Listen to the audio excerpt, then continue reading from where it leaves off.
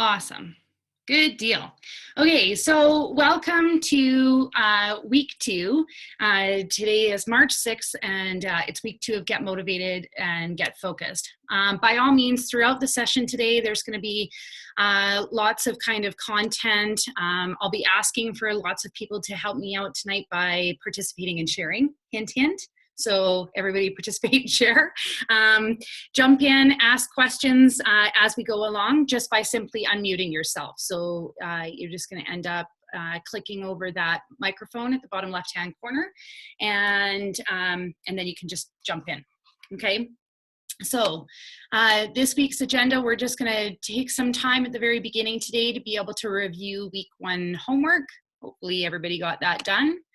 We're going to talk tonight about the common challenges that we all face when we go to set out to accomplish goals, and why sometimes they don't get done, and some of the other distractions or challenges that come along the way. We're really going to dive into understanding our behaviors, and really about how our behaviors can either derail us from our planning, or they can actually enable us for better goal achievement. And we're also going to work through what habits are. So understanding how we form habits, and understanding how to be able to leverage that process so we can start working towards our goals. So, and we're also going to be able to review through what motivation is and what it's not. And then how do we get some so we can continue to move forward. Okay. So let's talk about homework. How did we do? Anybody that wants to share with me, how did the list of 25 goals work? Anybody? Yeah, it was actually difficult to get 25 items. Yeah, for sure. So what did you find challenging, Larry? Was it about? Well, I have a bunch of things I would like to achieve that I'm not I'm not really making any progress on. Okay. I wrote those things down, and awesome. Yeah, there's maybe 4 or 5 of them. Okay. And then coming up with the rest of the stuff were sort of vague sort of things I might do when I have more time, when I retire, when I have more money, and all of that Sure. sort of thing. Sure. And so, Larry, you bring up a really good point, right? Because sometimes people hesitate to write down goals because they figure, I don't have enough time right now, I don't have enough resources right now, and I definitely don't have enough money to be able to tackle some of those. So those are really good things to put on your list anyways, because when we go through the overcoming obstacles section, we're going to talk about challenges tonight, but in one of our modules, we definitely talk about overcoming obstacles. Time and money and resources are something that we'll really start to strategically plan. Yeah. Okay, awesome. Thank you. Anybody else? Anybody wants to share what one of their 25 is?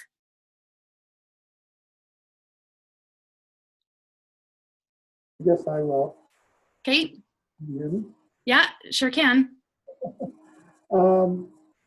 Yeah, I found the same kind of challenges. The business ones were pretty high level. Right. Maybe kind of a little longer term goal. So I know I need to work on those to tighten them up. But one of them, we shared in DNI, is just part of what we have at our company is a charitable giving program. And I want to get $50 million of that working with one of the girls here at the office. So that's a big goal. So did you find setting the business ones easier? Like coming up with business ones? I think some of them are easier, yeah. Okay.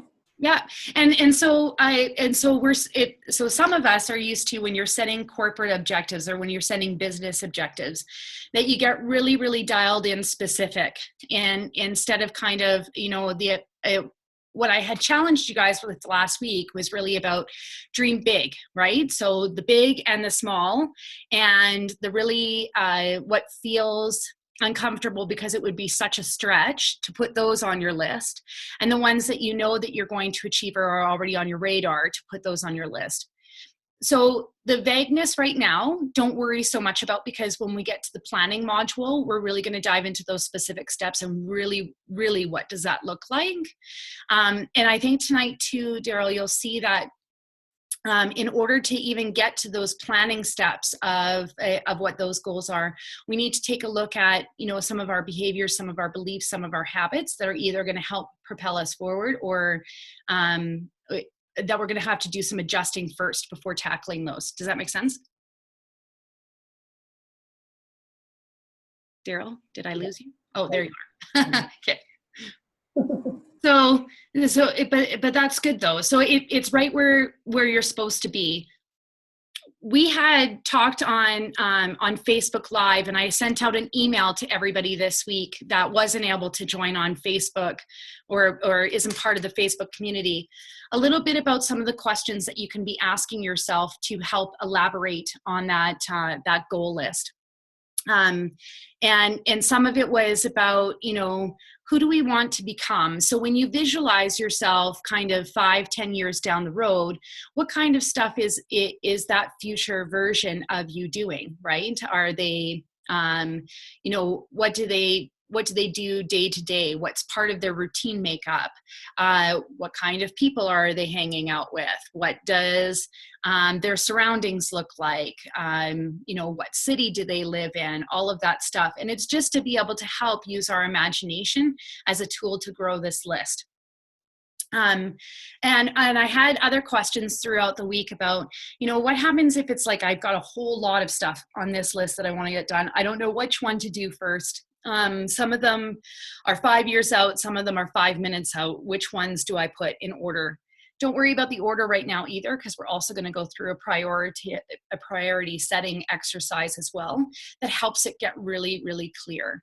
So right now it was kind of like Straw Dog wanted the list of the 25 goals so that we can start to look at, tonight we're looking at habits, motivation, and behavior. And then as we move forward to take this list of 25 and really start to dig into what those goals look like, what they feel like, and some of the planning steps around it.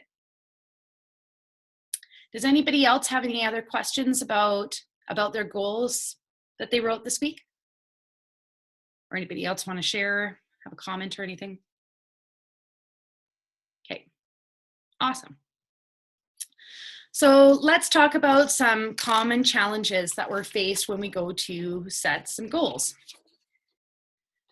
So one of the problems is that we don't have absolute clarity. So we just talked about this, right? About the vagueness. And really, when it comes to goal setting, clarity is power. So when we're clear, we can really begin the process of planning to be able to accomplish what we set out to achieve. So you're going to see that clarity really comes when we start to go through some of the priority setting and some of those planning steps I just talked about. You have to really want your goal. So there has to be an emotional attachment. You'll hear successful authors, motivational speakers, kind of those success trendsetters talk about that it starts with why. And this is really, really important. Our why has to be big enough. We have to feel a strong enough desire and a pull towards the accomplishment of that goal to really to feel motivated, but also to practice the discipline about being able to achieve it. So when you're going through that list of 25, of being able to ask yourselves, why? Why do I want to accomplish this goal? What's the feeling behind what that outcome will give me, right? As some of you know, we really are motivated by pain or by pleasure, right? So away from pain and towards pleasure. And part of that has to do with the emotional attachment. We will talk about that tonight. Okay, sometimes we take on too little. So I know that I experienced this sometimes in my corporate career, of where I would just take on enough, like kind of good enough. But my objectives weren't really, or my goals weren't really that big of a stretch. they didn't really scare me. I kind of knew that I was going to accomplish them, and it was kind of good enough. And we get quite a dopamine effect when we do the checklist off of our task list, right? And so sometimes that's how people approach goal setting, is just enough to be able to write a goal, but not enough for a stretch. So we sell ourselves short on an opportunity for growth. Or we do the exact opposite, which I've done as well, is that we plan and we plan for too much. We set too many goals. And really, by setting too many goals or too many projects, it can end up leading us to feel overwhelmed. We end up, it's half measures results because we're just got too much going on. Our focus is kind of everywhere. And in all honesty, sometimes you just end up with self-sabotaging behaviors of, I can't do it. I would never be able to do it. This is too much. I quit, right? I don't know if any of you have ever approached a diet this way, but I have. I'm gonna cut out, all caffeine. I'm going to cut out all white bread, all sugar, all chocolate, everything absolutely bad for you. I'm going to cut it all out at once. And then, of course, day 2, when the cravings kick in, and then I decide that I'm going to eat a whole bag of Oreos, and then I've sabotaged it. So that's it. That's the end of the diet, right? I think that there's a lot of people that probably have approached New Year's resolutions like that before. So too little or too much. And then we've got this should list. So these are the things that you think that you should be doing, but aren't really motivated to be doing them. And we end up compiling this list of shoulds instead of really what we want to be able to create. We've been told a number of times by society, by our culture, by our beliefs, maybe it's our family, our friends, our coworkers, our boss, of what we should want to accomplish or should be accomplishing. And the thing is that when goals consist of those shoulds, it never works. It never works. They fall off. Our motivation kind of goes right down as soon as it feels like a should. So Tony Robbins talks a little bit about should versus must. And if we really are sincere about wanting to have a change, if one of our goals is changing, let's just take health and fitness again, that, I really want to work on my outer appearance and about being able to body build. I should eat cleaner. I should go to the gym. But really it's not going to change, nor is my motivation going to change until I change my language to it needs to be a must. In order to achieve the physique of a bodybuilder that I want, I must eat clean. I must go to the gym. So it's about changing that perception and that really essentially the emotional attachment to those goals. So something else that you probably want to do over the next week is really go back and review that 25 goal list that you have and see, is there shoulds that need to either change to must because I really have a desire to achieve them, or to be honest, do I need to remove them off? So, because sometimes that's the answer too. And we had talked last week about, that we've got this 8% that really end up accomplishing their New Year's goals completely. And part of it is that the 8% really understand that these are essential challenges to address when setting goals, that you need to become absolutely clear, that you need to have the emotional attachment. You need to make sure that there's balance and that there's no shoulds. But the other thing that the 8% do is they also talk about this misconception that there's one idea for success versus many for failure. So I found this a lot when I was in HR. I walk through my management team of this all the time, that we get so specific on what those corporate measures were, that when we went to go approach a bonus program, for instance, that if you hit all of your measures, you got 100% on your measures, you would achieve bonus. Well, the problem that we found with that is that there's only one idea for success. It's 100%. or everything else is failure. So even if my managers got 99%, they still weren't going to be eligible for bonus. Even if they, got 80%, then it was an abysmal failure. Instead of recognizing the level of success or the actions that they took to get to the levels of success. So people that really are good at accomplishing goals kind of change this idea of success versus failure. So they talk about that there's one idea for failure and many ideas for success. And so this is what I mean by that. When I went to go quit smoking, usually my idea for success would be that I quit smoking, right? That I no longer smoke. But what happens if it meant that, 6 months being smoke free, all of a sudden I had a cigarette? Does that mean that I'm an abysmal failure? And the answer is probably not, right? I took a lot of action and did a lot of things that I needed to do in order to achieve the 6 months. And so I had to change my definition of failure to be that quitting would be my point of failure, and everything outside of quitting would be a measure of success.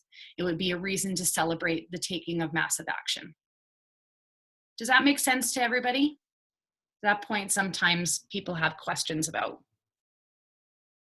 Okay, good. And the last challenge that we really face, and we've talked about this before, is that we start something but we don't always finish it. So sometimes I have these great ideas of everything that I want to be able to accomplish, but like I said, that self-discipline, or life gets busy, my kids get busy, my practice gets busy. I get pulled into another project. Many times in my corporate job, the company would change directions. And so I would just have a whole lot of good starts and not so great finishes. Can anybody relate to that? Just to kind of raise a hands of starting something and then not always finishing. So, okay, good. Question. Yeah. How do you do a hand raise or do you have to do it verbally? Well, you can do it verbally, but Larry, you can do it in the comments as well, I believe. Oh, like this where it says chat here. Yeah. Oh, okay. So I'm just going to check the chat here before we move on, just to make sure that I'm not missing anything either. That would be a good thing. Oh, there we go. Awesome, Daryl. Thank you. Okay, so behaviors. Oops, now I got to go back to. So where do our behaviors come from? And really, our behaviors are something that we choose. And so we either choose our behaviors because we subconsciously or consciously believe that they will have usually a favorable impact on our life. So, Christopher, when we had taught this in the January session, he really talks about some of the experimentation that they did with monkeys, of that they would kind of test these monkeys of identifying shapes or different pictures. And every time the monkey got something correct, they would release a little bit of juice, right? So the point was that they would choose to participate instead of going outside, or instead of playing around in their enclosures, they would choose to participate in this exercise because they really wanted the reward of the juice. So we do it the same thing. Sometimes it's not consciously choosing, but we've learned even from a very young age that our behaviors get us the rewards or the results that we're looking for, right? Whether that's praise from mom and dad, whether that was a treat, whether that was, if we ate all of our dinner, we got dessert. So we chose to be able to eat all of our dinner. Okay. So some are very good decisions, and that they will produce a desirable end result from either moving us away from pain or towards reward. So similar, like I said, that those are the main kind of primal drivers in us, right? So we make good decisions, we participate in good behaviors or in behaviors because we feel like it's going to give us a result that we want, that feels good, or it's going to move us away from pain. But sometimes then we also choose behaviors that don't help us either. So it's kind of, why do I seem to have behaviors that work against me? And like I said, that, I could really, really desire on January 1st that I'm going to eat clean and I'm going to go to the gym and I'm going to do what I need to do. But how come I dive into that bag of Oreos? How come that makes me, that sabotages my success? And some of it is that the pleasure or the reward that Oreos are paying me, right? Or sometimes it's the pleasure and reward that it's paying me to not go to the gym. Maybe the gym feels hard. Maybe it's the pain. Maybe it's the fear of failure. There's a whole lot of stuff that can work against us when it comes to pleasure pain principles. Okay. So when asking ourselves that question of, why do I have behaviors that seem to work against me? So just like what I was talking about, because at some point in time in our life, we saw that this behavior provided some kind of reward for us. So, and the truth is that when that reward is strong enough, we form a habit. Okay. So, our behaviors, on the one-offs, don't form a habit, but when our neuron pathways really start to be able to dictate of, similar to the monkeys, right? If I choose the right shape, if I choose the right picture, I'm going to get that droplet of juice, and I participate in that over and over again, and I'm continuing to get that dopamine release over and over again from getting that reward, I'm going to form a habit. So we sometimes end up asking ourselves that philosophical question about, who am I? And really, we are a product of our habits. That's what it can be boiled down to. Our habits say a lot about who we are and what we're all about. So, and like I was saying, if that reward, that payoff from that behavior is strong enough, it reinforces something that we call it a habit loop. So more about habit loops and how we are a product of our habits is written by Charles Duhigg, and he talks about The Power of Habit is the name of his book. And it's a fascinating read, really, if you want to learn more about kind of the psyche of habits. We keep things pretty simplistic here. I'm going to be talking lots tonight about habit formation and how to be able to look at some of the current habits that you have, well as some of the difference or changes in behaviors, or the actions that we need to take about behaviors, so that we can start to accomplish those goals that are on our list. So what exactly is a habit loop? Okay. And this is the habit loop. Can you guys see all of that?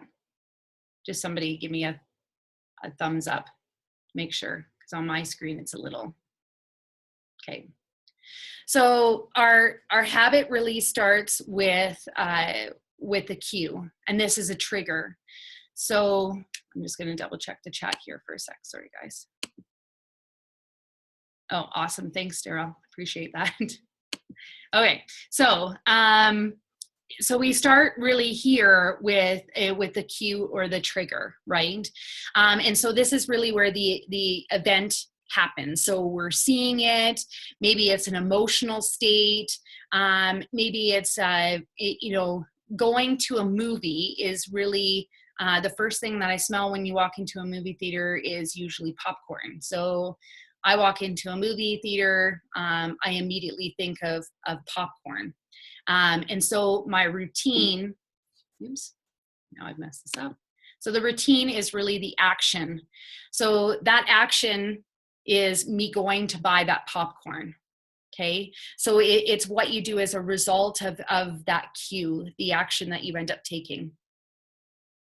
And then obviously the reward is the payoff from that. So the payoff that I get is I get yummy popcorn. Okay. And it's interesting because, no matter what, if I walk into, even now, and I don't eat popcorn, but even now, I walk into the theater and the first thing I start getting the salivation glands going because I crave that popcorn, right? So that cue is strong enough to be able to trigger to have me participate in what now would be an old behavior, right? In order to get that payoff. So you can't change this habit loop. This is how habits are formed, good or bad. So, the bad news is that you can never change a habit. So if we've got bad habits, they're stuck with us, right? We've got neuron pathways that have been deeply ingrained. Sometimes if that unhealthy habit has been with us for a while, or bad habit has been with us for a while, sometimes it's been with us since we were little, but that's an ingrained behavior. But the good news is with time and reinforcement, you can create a new habit loop in place of this. So, like I said, you can't change it overnight. And this would be, that if you want to make a change, you have to bring, some of the subconscious things into the consciousness. So two things that have to remain the same even when you're creating new habits is that cue will never change, and the reward can never change. So for instance, I'll go back to my movie theater example. So I go into the movie theater now, but I choose not to eat popcorn. Okay, so it's a conscious choice that I've made because I overindulge in popcorn and I never feel very good afterwards. So my cue goes in, I still smell the popcorn, still want the popcorn, except I drink water. And I might bring some kale chips or purchase kale chips or whatever that looks like. But I don't purchase the popcorn. And the reward and payoff is that I still end up feeling good, that I've participated in the healthy behavior that's more in line with my goals. So just like I used to feel good when I ate the popcorn before. Does that make sense to everybody? Okay.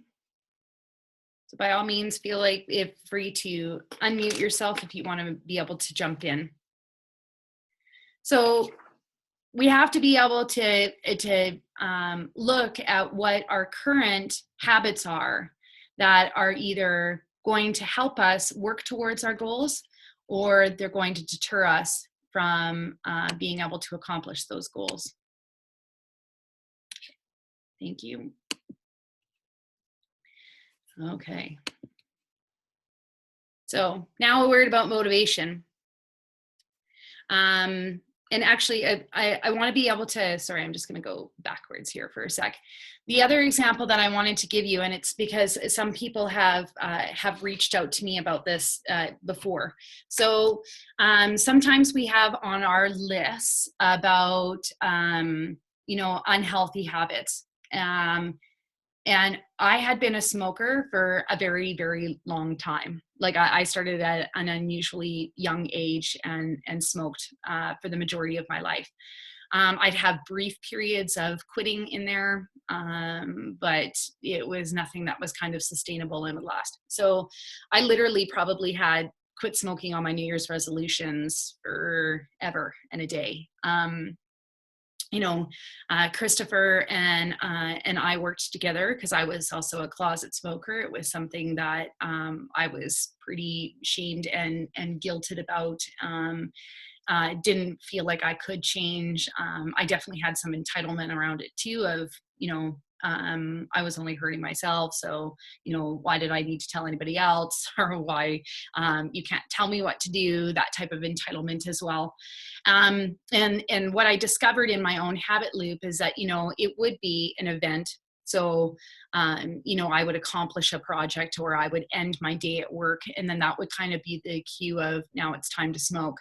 It would even be an emotional state, right? So a high level of stress, and I'll go have a cigarette, and then that somehow will help me feel better about it, which is a bit of an oxymoron because the nicotine actually causes more of the cortisol effect of stress.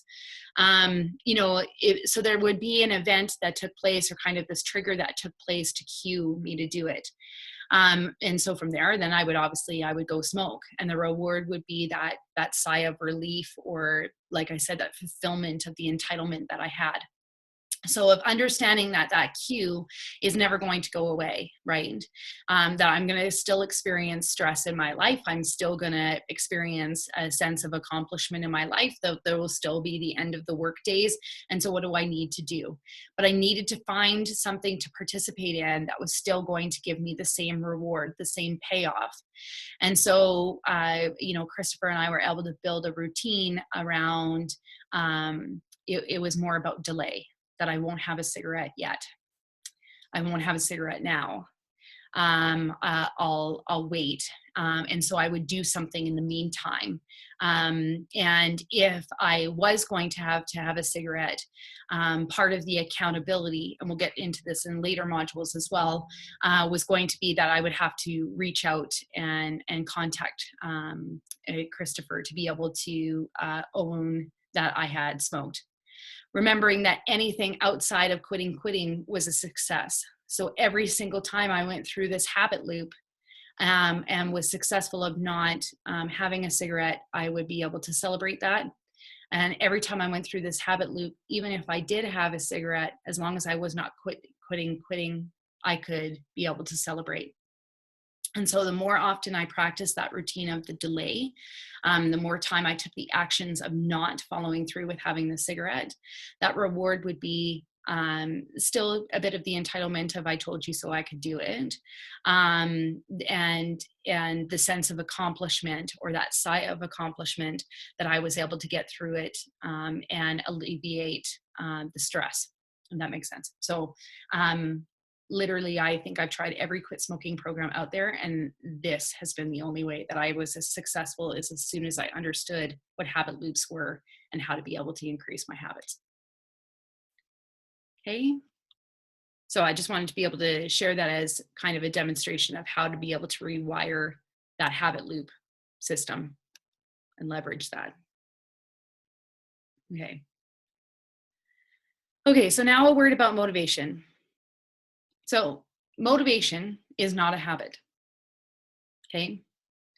And habits actually don't require any type of motivation, okay? Motivation is an emotion. And so when we talked about that 8% of that, they get absolutely clear, they take massive action, they change their state quickly, and they let disappointment drive them, okay? But nobody is consistently motivated, right? It'll come and go. But it's some actions that you can be able to take to increase your desire for motivation. So like I said, every time I went through that habit loop, that I would be more motivated to go through it again.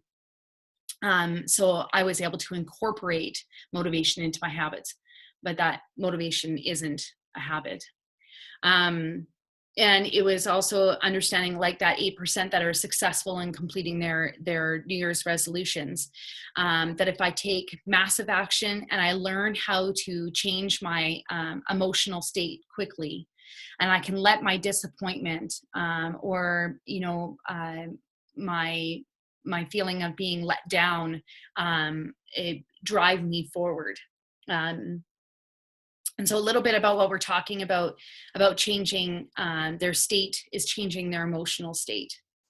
And as much as motivation and willpower, are mostly the strategies that we're taught about goal achievement, they really don't serve us for very long.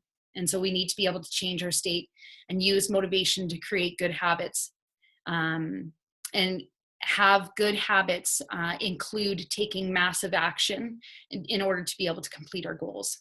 So, and important when I talk about massive action too, I think it's important to talk about that sometimes big action is a whole lot of little actions that lead up to an overall big impact of action. Does that make sense? So This is who you are, right? We're some of our habits. And understanding that it just like nobody's happy all the time, or nobody's sad all the time, nobody's going to be motivated all the time.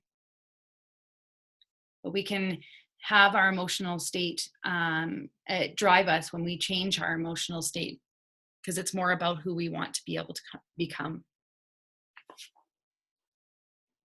Okay, so partly what I wanted to be able to take the next little bit and talk about is in looking at your list of 25 goals. You know, can you identify some of the behaviors that you'll need to change, or some of the habits that you'll need to change? Does anybody want to unmute themselves and share with us? Is there habits or behaviors that are holding you back or have held you back from accomplishing those goals before?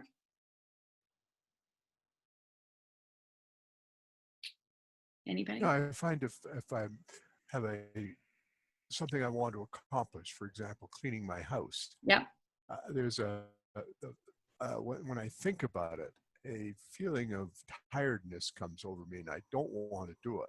exactly. And I force myself to, and then the energy to keep on, you know, I get into it. Yeah.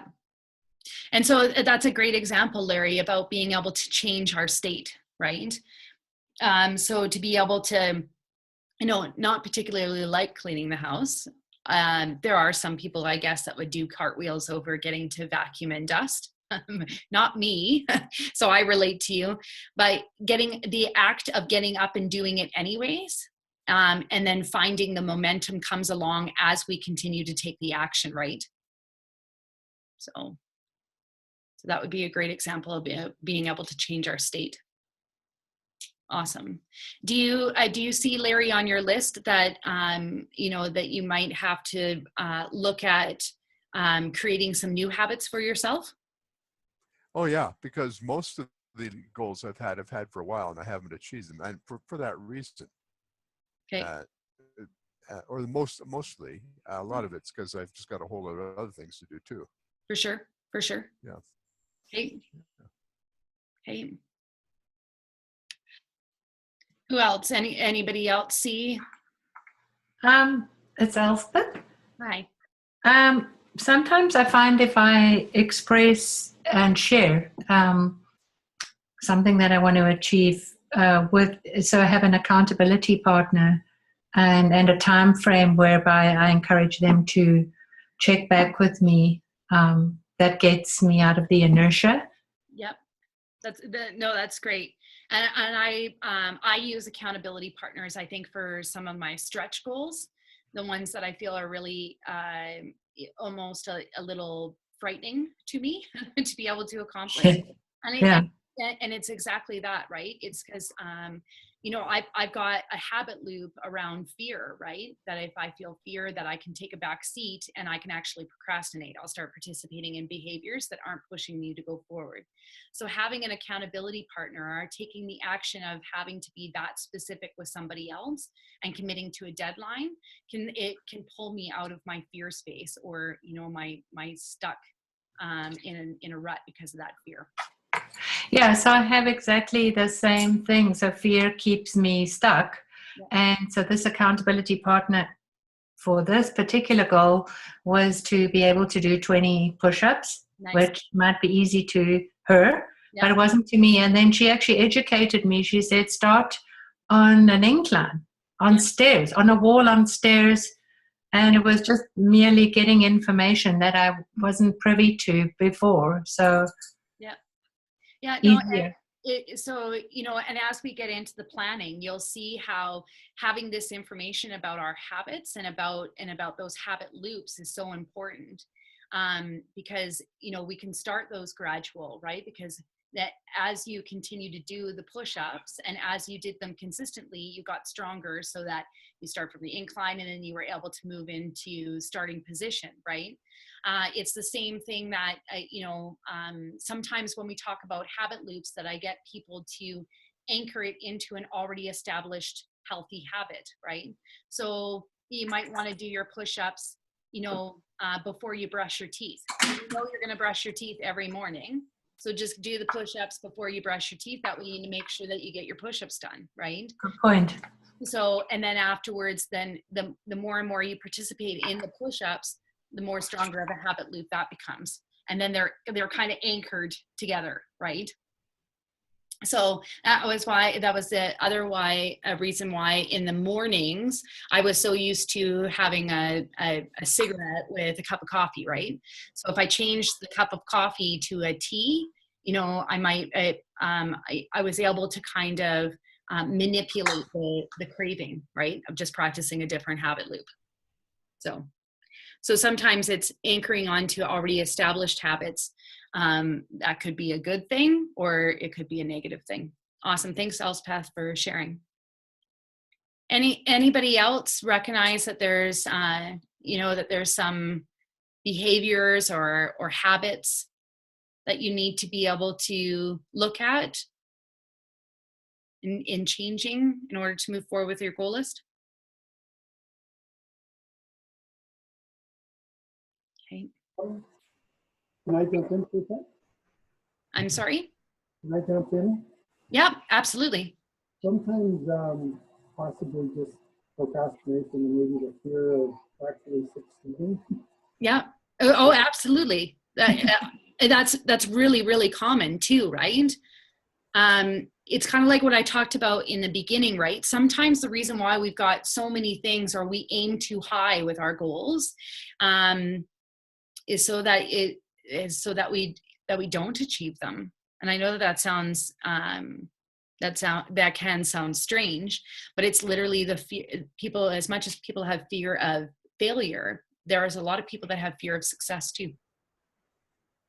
Yeah.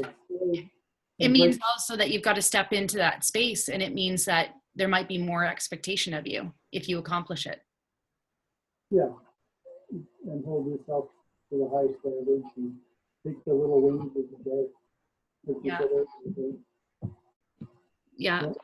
On all or nothing situation. Yeah.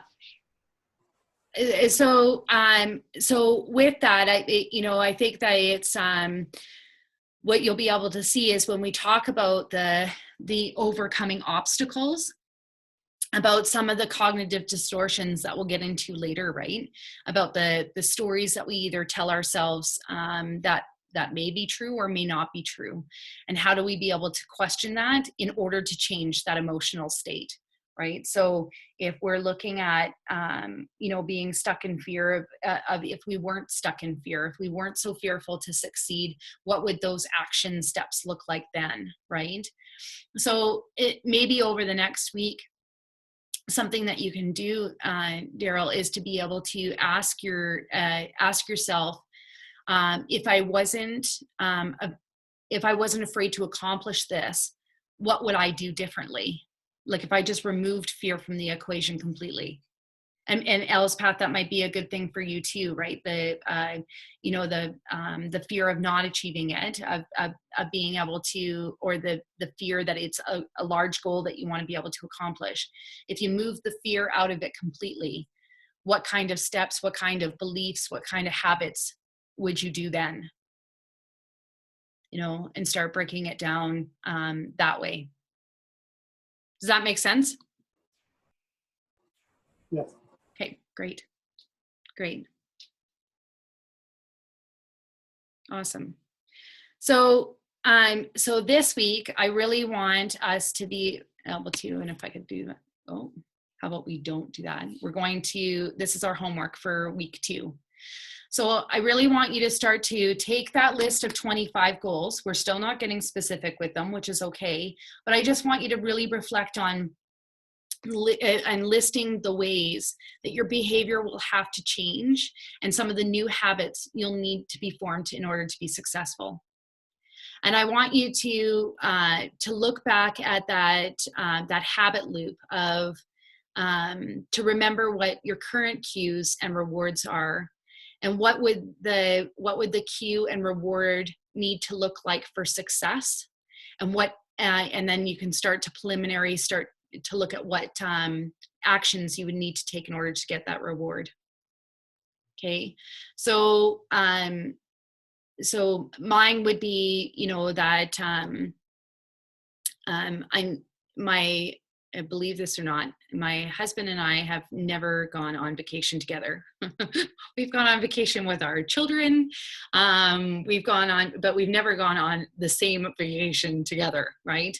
And so one of my goals was really about that. But what ends up happening is that, you know, life happens, things come up with the kids, you know, kids' extracurricular activities, or there's other financial demands, or we're a blended family. So, you know, I have a 7-year-old son and he has 2 adolescent daughters. And so, you know, the schedules change, or, you know, we haven't had enough one-on-one time with our kids, stuff like that. So when I started to look at what that goal would have to look like, what my beliefs, what my behaviors would need to change, and what habits I would need to create in order to accomplish that, I had to really start believing and behaving like my relationship was a priority, that my husband and I deserve to go on a trip, and that it may have not been a grandiose trip. It may have not been like, you know, 2 weeks in the Bahamas, as much as I would love that.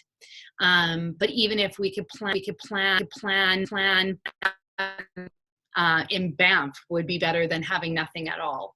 And being able to, of what would I need to do, what steps would I need to take, and what would my behaviors need to look like in order to get me there. And in those steps, identifying what new habits would need to be formed in order to get us there. So some of it was about my habits around money spending. Some of it was habits around time allocation for my children. Some of it was about the emotional states that I can get into when life gets busy, and how do I change that, right? How do I bring myself back to the goal and wanting to be able to accomplish that goal.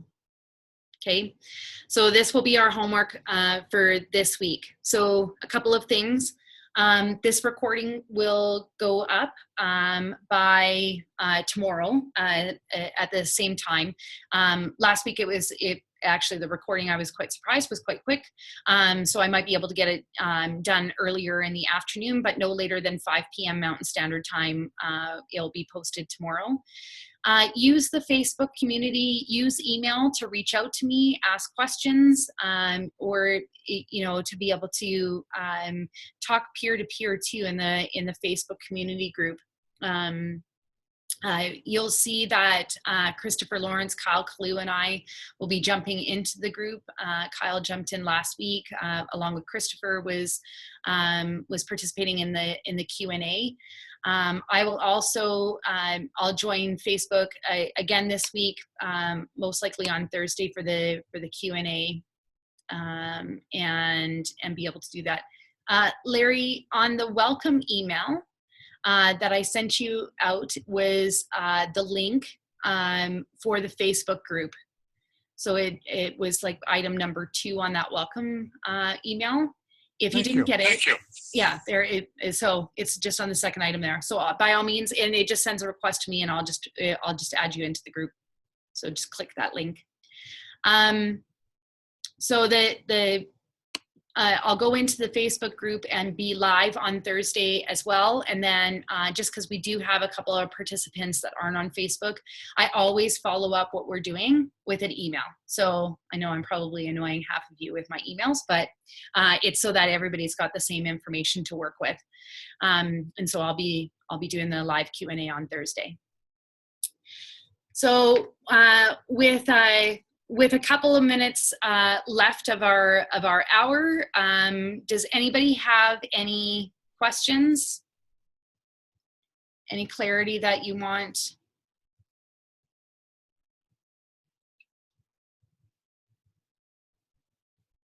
Okay. Awesome. Okay, where did I go? Oh. Did I just hide myself? I don't think I did. Can you guys still see me or no? Yes. Yes. Okay, good. I was like, because my screen's completely black. So there we go. So if, like I said, if you need anything else, by all means, feel free to drop me an email or catch me in the Facebook group. Other than that, have an amazing week. Come prepared for week 3 with that list of goals, as well as your behaviors and new habits that we're going to form. Thank you. Okay. Thank you, guys. Have yourselves a great night. Thank you. Okay.